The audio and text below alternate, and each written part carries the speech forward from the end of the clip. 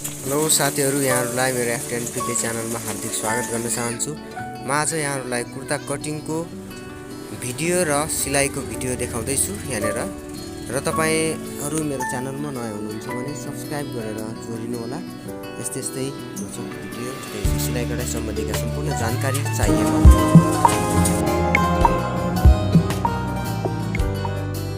मैले आज एउटा यो भेलाको सुट ल्याएको छु, भेलाको कपडा, जसको चाहिँ अगाडि यो गला चाहिँ अलरेडी नै छ र यसको पछाडि कठाला राख्ने छु र यो कपडा ल्याएर आएको छु। र यसको सुरुवालको कपडा हामीलाई 2 मिटर 2.5 मिटरको आवश्यक पर्दछ। मैले चाहिँ 2 मिटर लिएको छु र यो विशेष गरी पिसवाला कपडा हो। यसको चाहिँ अलरेडी सुरुवाल 2 मिटर र कुर्ता पनि त्यस्तै 2 मिटर बराबरको गरेर राखिदिएको हुन्छ। आजको यस नापमा म नाप हजुरको माझ भन्न गइराखेको छु।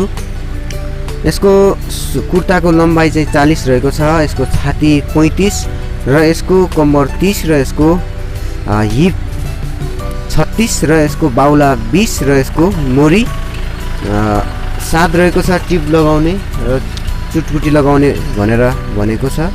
र यसको गला चाहिँ अगाडि चाहिँ अलरेडी नै छ र यसको पछाडि कलर भनेको छ कठाला र तिरा 16 इन्च रहेको छ। म अहिले हजुरलाई कुर्ताको मात्र नाप बताउँदैछु। यो चाहिँ हामीले बिलमा लेखेका थियौँ, तर अहिले चाहिँ म यो एउटा ठुलो पेपरमा लेखेको छु ताकि तपाईँहरूलाई देखाउनलाई सजिलो परोस् भनेर। हुन्छ, म यस नापमा यो कुर्ता कटिङ गरेर देखाउँदैछु। कुर्ता कटिङ गरेर भिडियो सिलाइको भिडियो पनि राख्नेछु, कसरी यो कटिङ गर्ने र कसरी सिलाउने भनेर यहाँहरूको अगाडि म यो देखाउनेछु। हुन्छ, तपाईँहरू मेरो च्यानलमा नयाँ हुनुहुन्छ भने सब्सक्राइब गर्नुहोला, साथमा रहेको बेल आइकन प्रेस गर्नुहोला र आफ्नो साथीहरूसँग सेयर गर्नुहोला र मन परे लाइक गर्नुहोला।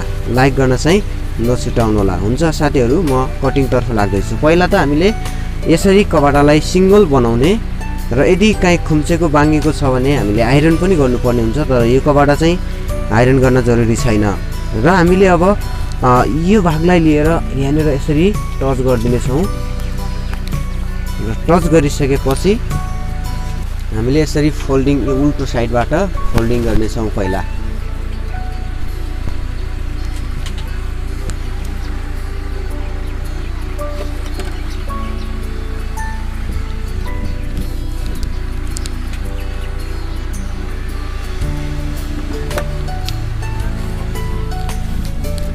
ल हुन्छ, यसको तलको र माथिको यो भागलाई मिलाउनु पर्ने हुन्छ। यो वाला कुर्ताको लागि जुनसुकै पिस कुर्ताको पनि गला भएको कपडा र यदि गला नभएको कपडा तल बिट हुन्छ, तल बिट भएको कपडालाई पनि तपाईँले त्यसरी गर्न सक्नुहुन्छ।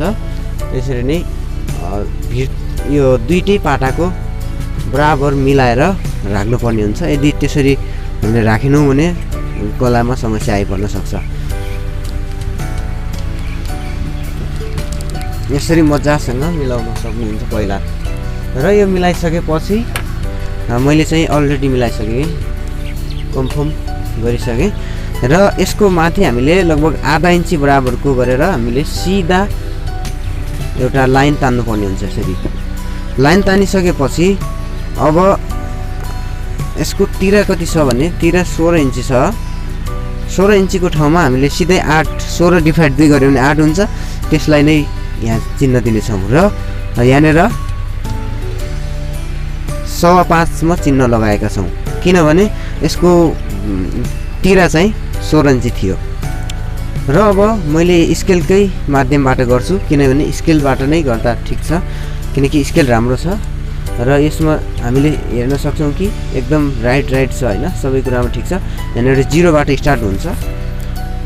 यो 0लाई यहाँनिर राखेर यहाँदेखि तलतिर हामी सिधै अरू केही पनि गर्दैनौँ। यसको चाहिँ मैले आर्मोल नापेको छैन, यसको यो भाग नापेको छैन। यसमा चाहिँ हामीले 14 इन्ची राख्यौँ भने सायद प्राय सबैलाई मिल्छ। मैले चाहिँ त्यही नै गरिराखेको छु।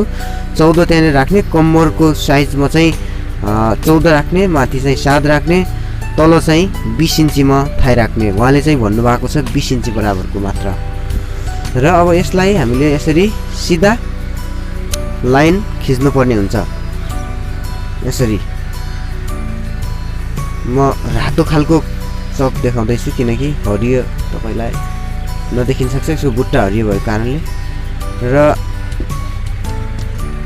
अब यसको छाती मैले हजुरलाई छाती भनेको थिएँ 35 इन्च यसको छाती। 35 डिभाइड 4 गर्दाखेरि हुन आउँछ पौनी 9।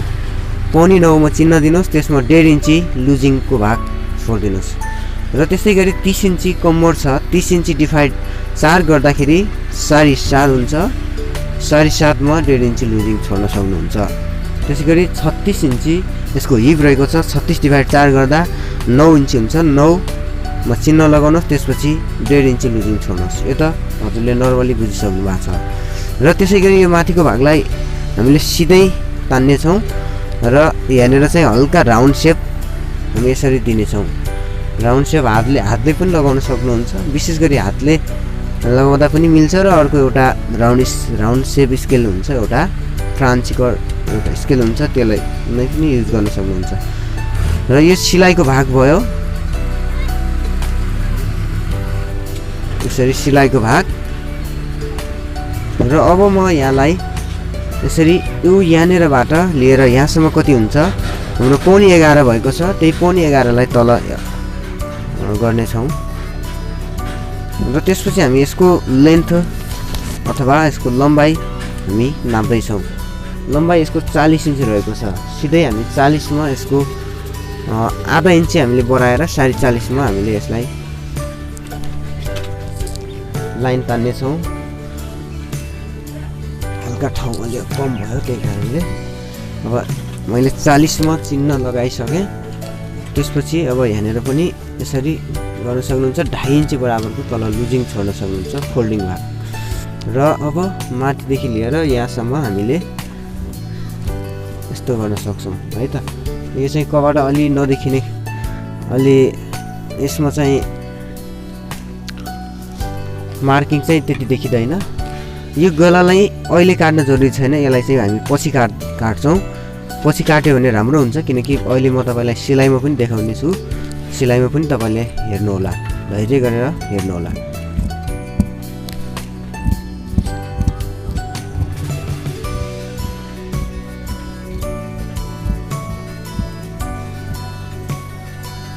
यसरी अगाडिको भाग कटिङ हुन्छ। यहाँनिर चिन्ह लगाइदिउँ, यसको यहाँनिर पनि चिन्ह लगाउन सक्नुहुन्छ जहाँबाट सिलाइहाल्छौँ। यसको यहाँनिर हिपमा पनि। त्यसपछि यसलाई चाहिँ नहिलाएर नखुम्चाएर यसरी गर्नुहोस्।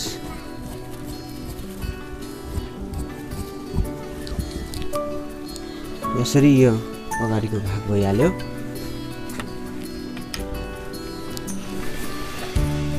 त्यसै गरी म पछाडितर्फ पनि जाँदैछु। यो पछाडि पल्ला यसरी राख्न सक्नुहुन्छ। यसरी कपडा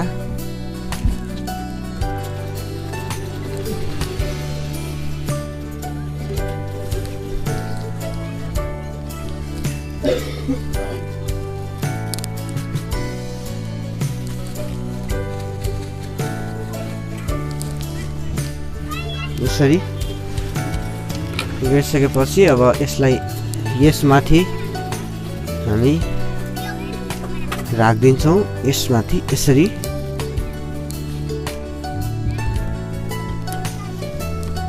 राखिसकेपछि हल्का कपडा ओभर भयो भने हामीले यसलाई चाहिँ मिलाएर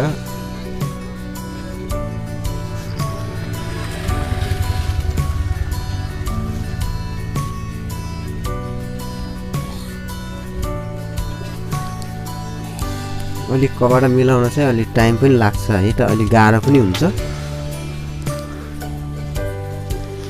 अब यसरी मैले बराबर मिलाइसकेको छु।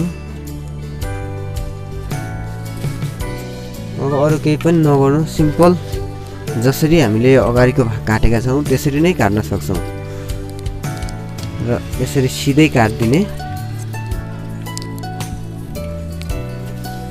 र यहाँनिर चाहिँ हजुरले माथि त त्यति गर्न जरुरी छैन, यहाँनिर हल्का यसो ओभर साइड गरेर ओभर गर्न सक्नुहुन्छ। मैले हल्का ओभर लिएको छु। यदि नलिँदा पनि मिल्छ, त्यस्तो होइन कि लिनै पर्छ भन्ने पनि छैन।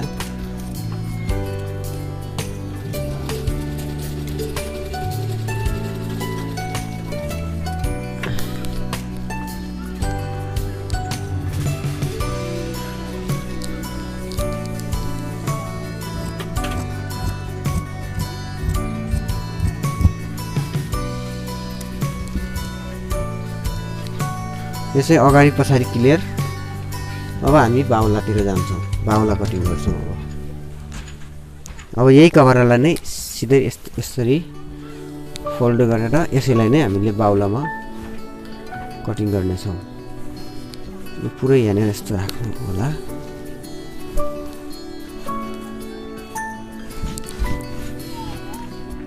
अब दाहिने साइडमा अलि साग्लो र देब्रे साइडमा ओसो गरेर फोल्डिङ गर्नुपर्ने हुन्छ। त्यसपछि हाम्रो छाती कति छ, छाती हाम्रो 35 छ, 35 डिभाइड 4 गरेर यसमा राख्न सक्छौँ।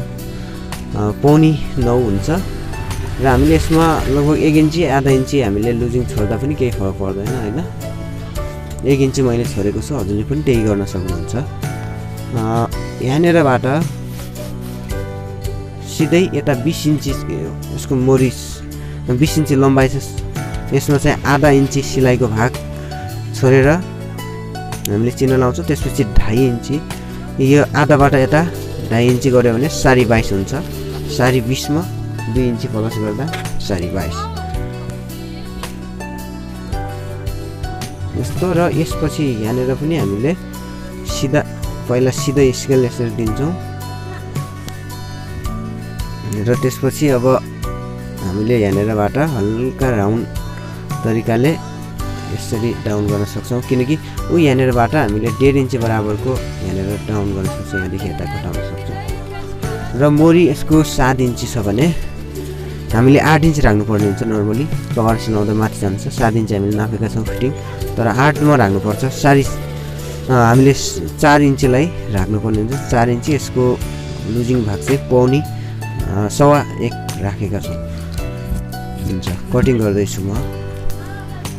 यसमा अरू केही पनि गर्न जरुरी छैन, सिधै हामीले यसरी नै गऱ्यो भने पछि सिलायो भने पनि राम्रो निक्लिन्छ र लगाउने व्यक्तिलाई पनि त्यस्तो अप्ठ्यारो फिल गराउँदैन र हामी सिलाउनेलाई पनि त्यस्तो नराम्रो हुँदैन। अरू केही पनि गर्न जरुरी छैन। यहाँनिर भित्र साइडमा पनि सेप काट्न सक्नुहुन्छ। काट्न यदि हजुरलाई मन आउँछ भने म चाहिँ काट्दैन, यस्तै गरेर नै मैले गरिराखेको छु हुन्छ। कुर्ता फाइनल भइसकेको छ।